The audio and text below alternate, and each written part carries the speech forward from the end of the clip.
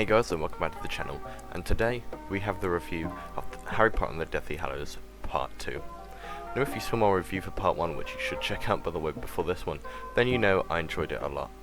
And I love this one even more. I think it's a great standalone film and a near perfect ending to the main Harry Potter series. Characters go in all the realistic ways for me personally.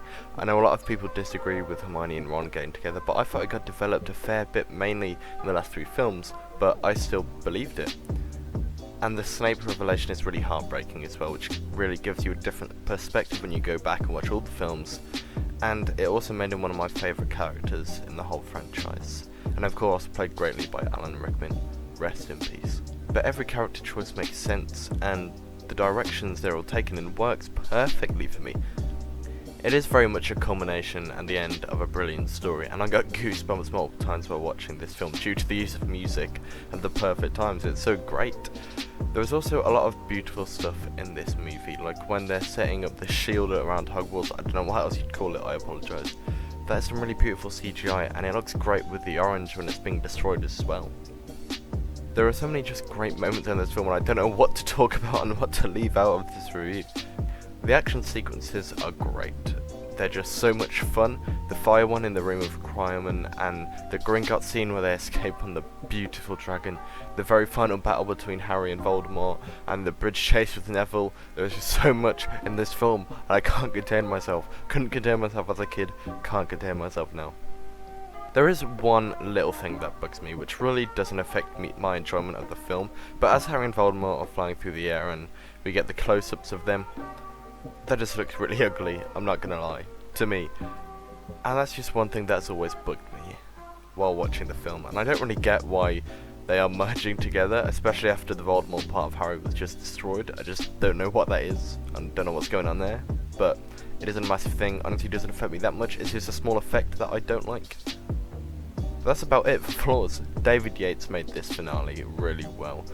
Like, it never drags, and while we do have downtime, it's at points where we need them, like moments to breathe, and they're often important character moments too.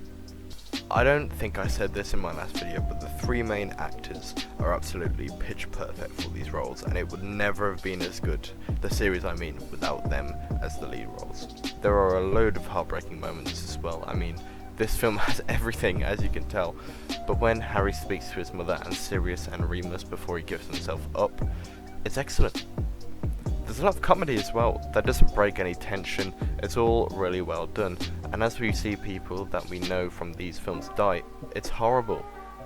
Seeing somewhere we as the audience had been at for 6 years be destroyed, it's horrible, but so big and enjoyable at the same time. It's just a mix of emotions, and I mean that in a good way. This film is as good of an ending as I can ask for the Harry Potter series.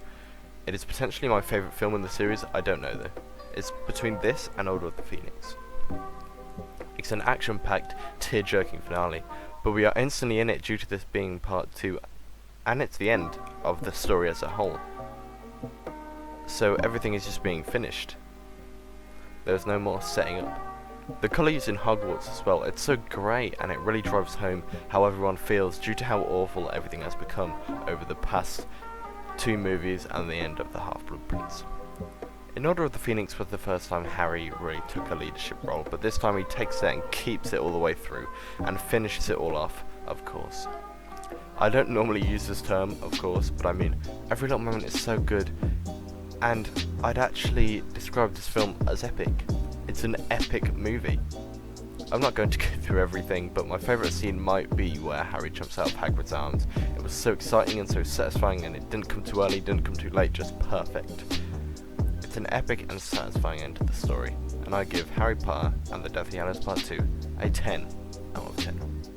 I hope you guys enjoyed. Let me know what you thought of this movie. Maybe one day I'll review the other movies. I don't know. Thank you so much for watching, and I will see you in the next one. Take care everyone, and have a great day.